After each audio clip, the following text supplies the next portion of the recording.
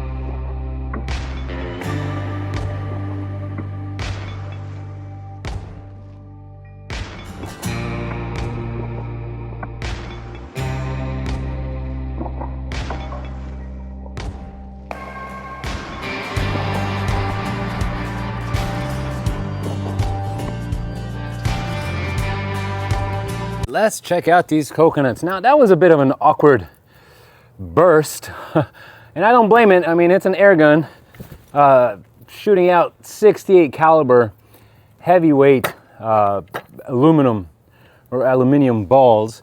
So yeah, good try. Nevertheless, I'm not too satisfied with the damage we've done on these coconuts. So let's switch now to semi-auto.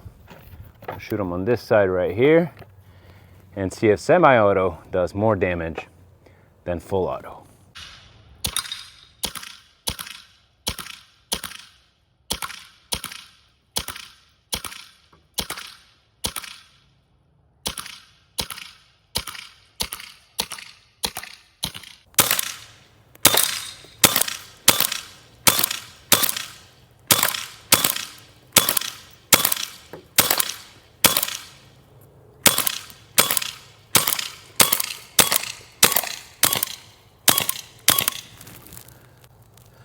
Definitely more power.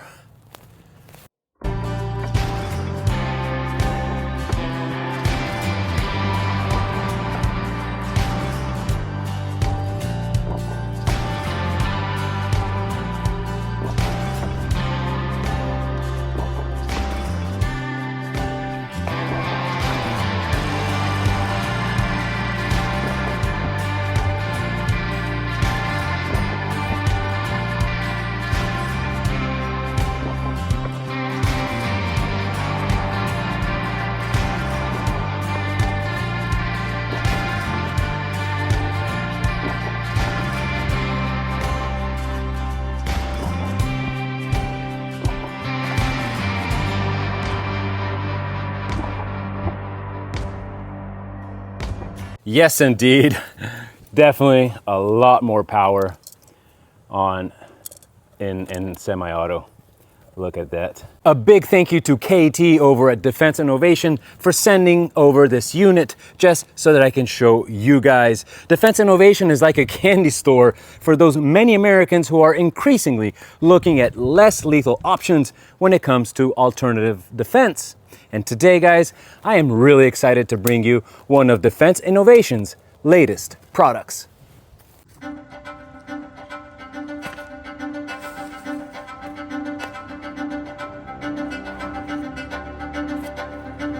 All right, folks, we here have a 10-pound clay block covered by this little mini sweatshirt just to give it some clothing texture, thickness.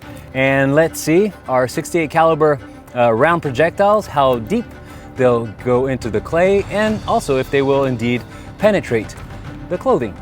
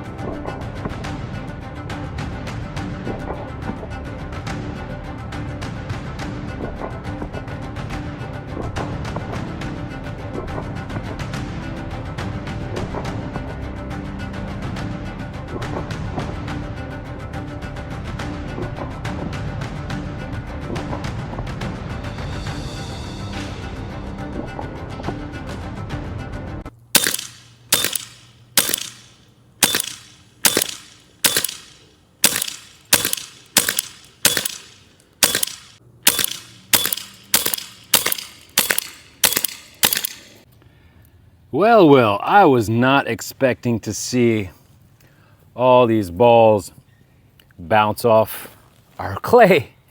So I'm really curious to see what kind of damage we did under this jacket. Oh my gosh. That is some serious deformation. So look at all these holes. We just completely obliterated the jacket and the clay. Look at these holes. I mean, completely through it. And again, we did not go all the way through it, but we sure went very deep. Not bad. This right here is an extremely customizable and versatile air rifle. You can change barrels simply by screwing them and unscrewing them. And you can power in a whole variety of ways. You can also load the 18 shot magazine, both with round and or shaped ammo. Basically, my friends, I still have a lot to show you, so please make sure you sit back, relax, and continue enjoying this video.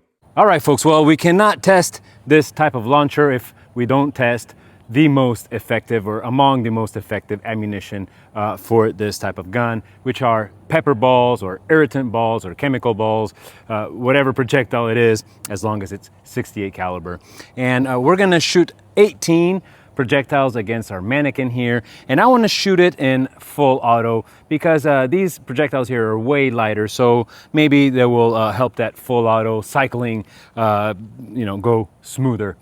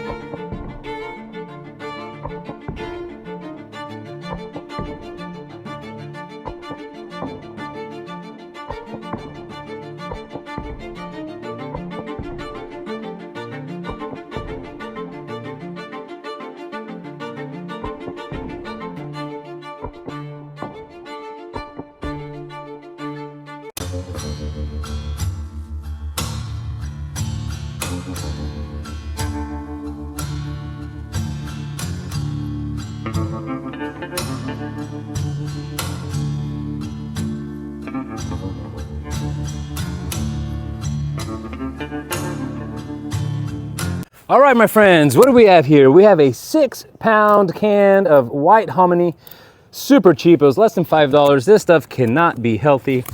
Thus, we will wipe it out from the face of the earth.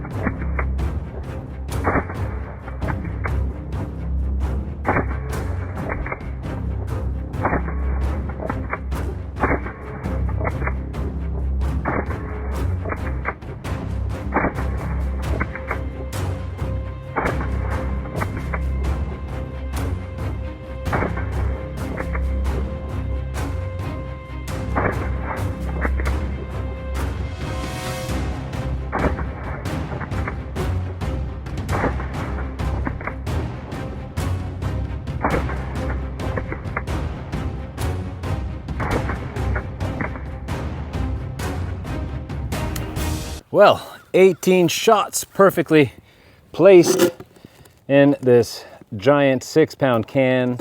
Let's see. Okay, so we did not completely penetrate it on both sides. I believe that the Pastel X68 with the extended barrel actually does that. We'll go through the whole thing. As we saw, this one did some amazing damage to the front side and the entry end. but nothing on the exit. And a huge thank you to American brand Less Lethal Ballistics for sending over their famous 68 caliber smashers. These are the standard size, which bore 682 and weigh 8.4 grams. These things hit hard. All right, so far until now, I've been shooting a variety of ammo, mostly made of aluminum. These were just leftovers from previous shoots. So now, as I said, we're actually going to go with a branded type of ammo with these Less Lethal Ballistics smashers, and we're going to test these against 4 1/4-inch Baltic birch plywood boards. They're all put in a row. And again, let's see how many of these smashers will penetrate. Again, this is a test that I always do with CO2 launchers. I always use this exact 1/4-inch Baltic birch plywood board. That way we can always compare the apples with apples.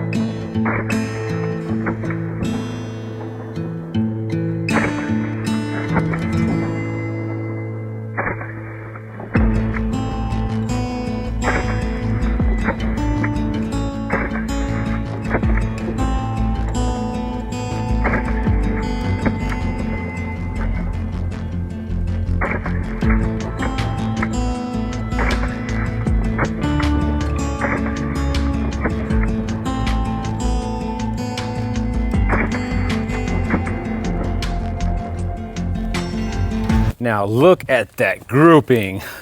I'm just kidding, I purposely scattered the shots as this is a penetration test and not an accuracy one. Okay, I did see some bounce off, but looks like most of them penetrated.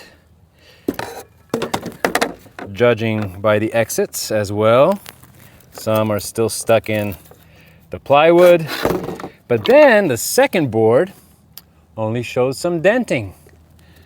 So, oh, and some cracking on the other side. So it was definitely some energy dumped on the second board as well. For this rifle, I'm using an elevated optic, as you can see, instead of your standard flat red dot, as it makes the shooting a lot more comfortable. And today I'm using this excellent Vector Optics 3x prism red dot, which is the perfect optic for this rifle. And now let's make things interesting. As we said, this rifle is supposed to shoot also shaped ammo. So now we'll test just that. And what better way than to start with the world famous Polish made Devastators. And after these, we'll also switch to the world famous American made D's bullets. Sadly now, the Cododo Sabud actual real bullets made in Italy don't fit. And the Z-Rams, which are these pointy, painful slugs, are a bit too hard to line up in the magazine, and I'm afraid that they're gonna jam it. So for today, we'll stick to the Devastators and to these bullets.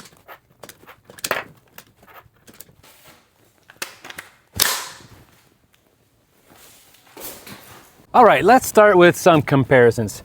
As you saw, we just loaded the Devastator in the magazine. Those are ball-bearing projectiles. They're quite different from the round ones we've been shooting until now. So let's again shoot the plywood boards and see if there's any difference.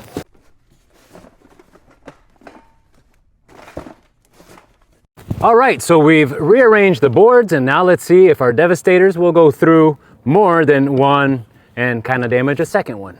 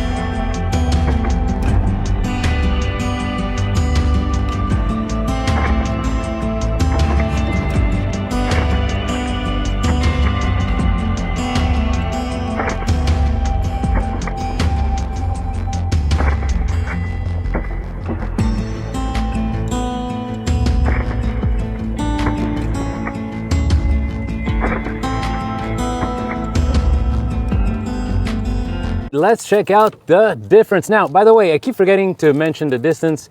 I've been shooting the whole time just from 30 feet. That's been the standard distance I've been shooting from, 30 feet, which is also what the FBI kind of suggests for home or self-defense. So now that we got that out of the way, you guys ready for the exits? Or look at that. That is amazing. So board number 1. Okay, so we have actually quite similar to the Smashers. Obviously we have a second penetration here, but that's because I shot 2 balls in the same hole. So bottom line, very similar damage, heavy denting on the second board. A little, maybe a bit more stronger denting than the balls. All right, let's now do another competition, if you will, between 2 types of ammo. As I loaded our magazines, one of them I loaded with our regular lightweight aluminum balls. As you know, these are my favorite. They are among the most effective ammunition for this type of gun, or this type of launchers rather. And the other magazine I loaded with these bullets, which are these shaped ball-bearing slugs, incredibly highly penetrating. And we will be testing them both on 2 different 2.5 gallon plastic water jugs. These have been recycled. They have been refilled with hose water. And I loaded 9 shots per magazine of a total of 18. So I'm gonna shoot 1 jug first, switch magazine, shoot the second, and we'll see which one will be more penetrating.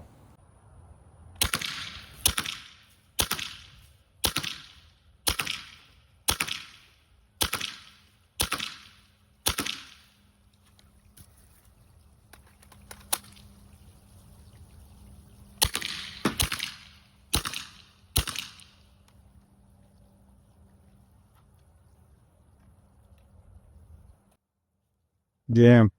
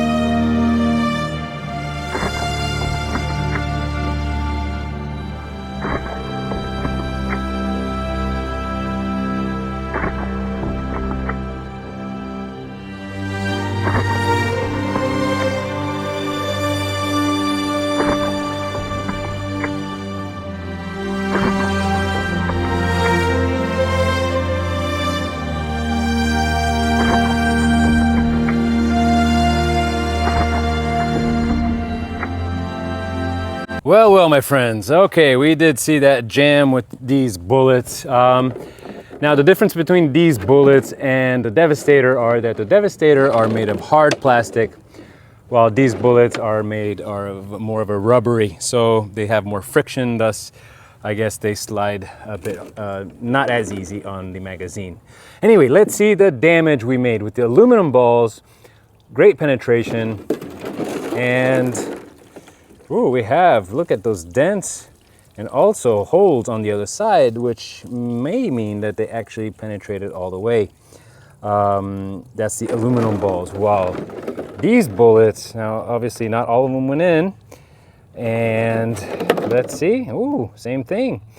Major denting on the back side with also some complete penetration.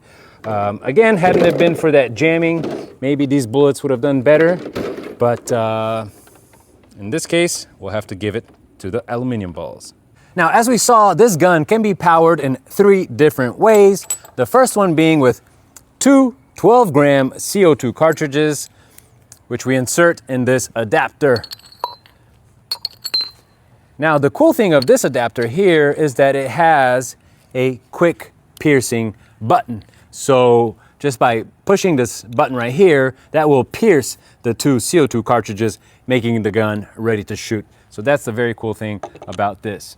Now, the other way to power the gun is with this gigantic 88 gram CO2 cartridge right here. Now, both of these need a converter to which you screw in, and then you screw into the gun. This converter is an HPA to 88 gram converter. Now, of course, on the Defense Innovation website, you'll find a whole variety of them made for quick release, for degassing, for quick piercing and whatnot. So again, go check out the Defense Innovation website for the whole variety of these converters right here. And finally, to me, the most powerful way to power this gun is with a tank, a PCP tank or an HPA tank. Now, this is a 4,500 PSI tank, but it's important to note that this rifle's maximum pressure is 1,100, so 1,100 PSI. So never fill the tank more than that.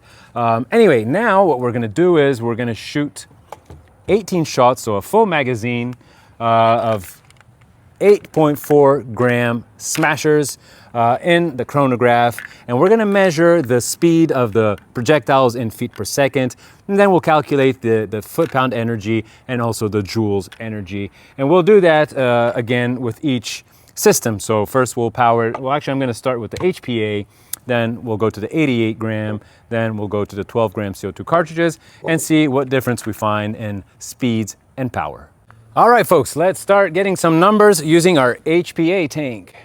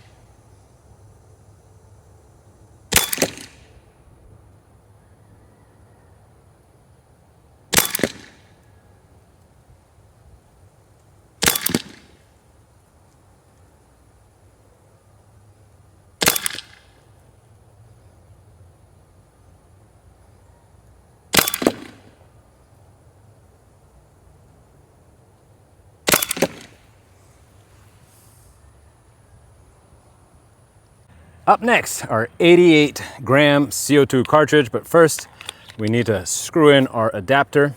Now guys, mind you, we are shooting very, very heavy ammo. They are 8.4 grams, that's somewhere around 126 grain. So it's as heavy as it gets. So if the gun loses power in the last shots, that's the reason, is because we're shooting very, very heavy ammo. Should we be shooting lighter ammo, I'm sure we would get much consistent powers and speeds all the way through until the end. Anyway, 88 grams. I'm not gonna add the buttstock. We're just here to test and get some numbers. Oh, did you hear that stunk? We are gassed up all right.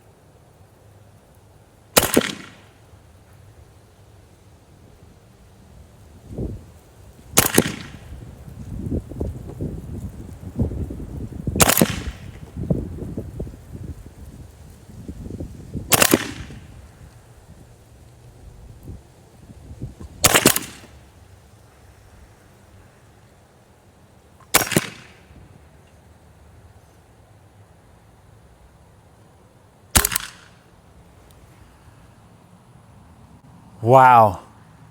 I was not expecting that, guys. So now you're gonna have to rewind the whole video. Knowing that with a 88 gram CO2 cartridge, the gun is twice as powerful than an HPA, because we just got double the numbers. Now, I don't know if there's something wrong with my HPA. That is not a Defense Innovation HPA tank. I bought that on Amazon. Maybe something wrong with the HPA tank. I don't know. I was not expecting, again, to see double the numbers with an 88 gram CO2 cartridge. That's amazing. And now, friends, finally to our last test with our two 12 gram CO2 cartridges. Now, again, the cool thing about this one is that it has this quick piercing button, meaning that you can tighten in, you put in the CO2 into the gun, but the cartridges are absolutely sealed. So the CO2 is sealed into cartridges, so you can actually store this thing away as is for as long as you want. The CO2 is not going anywhere. Again, it's stored into the cartridges. At the moment of need, you just press this right here, and that will gas up the gun, just as so.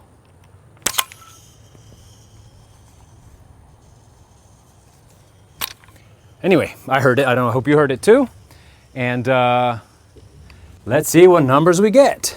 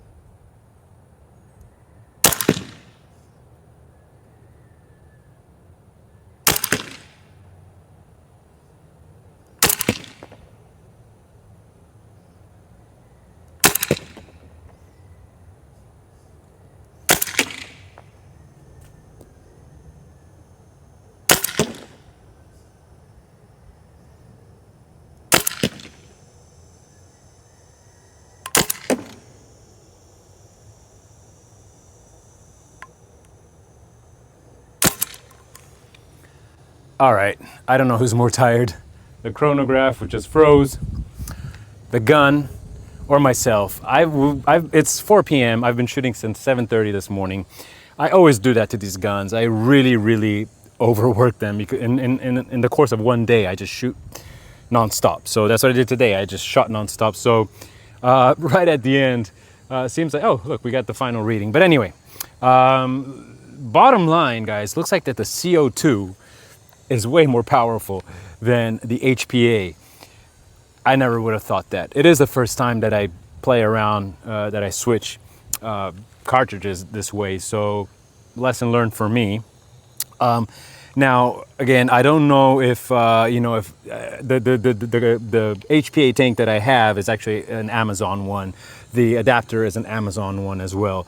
Maybe had it all been of the same brand, perhaps we would have gotten much better numbers. Folks, a huge thank you to the channel's members and supporters whose contribution every month is of incredible help to the channel and is incredibly appreciated from me and my family. So thank you so much to every single one of you. Really, I cannot thank you enough. I haven't shot the Umarex version yet, the TC-68, if I'm not mistaken. From what I've seen, the platforms look quite similar. So I should be receiving one of those pretty soon. So I'll be looking forward to testing it, to putting them side by side, and yeah, just doing just that. But for now, guys, the DI-68. You guys tell me what you thought of it. I just worked this thing like a workhorse, and it just was unbelievable. As I said, I was extremely surprised to see the difference, how much more powerful this was with that 88 gram CO2 cartridge versus the HPA tank. Amazing. But we saw that the full auto is a bit iffy. I would absolutely recommend shooting this in semi-auto, unless you're shooting those pepper balls, then that was amazing in full auto. Guys, I honestly really loved it. I know I say this a lot, but it's not my fault. They give me really cool products to shoot and review. I mean, there's absolutely nothing negative to say about this. So thank you so much, KT, from Defense Innovation, for sending this over. I really appreciate it. And guys, again, let me know what you thought of it. I'm really curious to know from you. These things are just coming out by the week now, just one better than the other. So it's such an exciting moment right now to be into less lethal and air guns in general. Guys, thank you so much for watching. Please do click that like button if you did indeed like this video. Don't forget to subscribe, and I'll see you guys at the next one.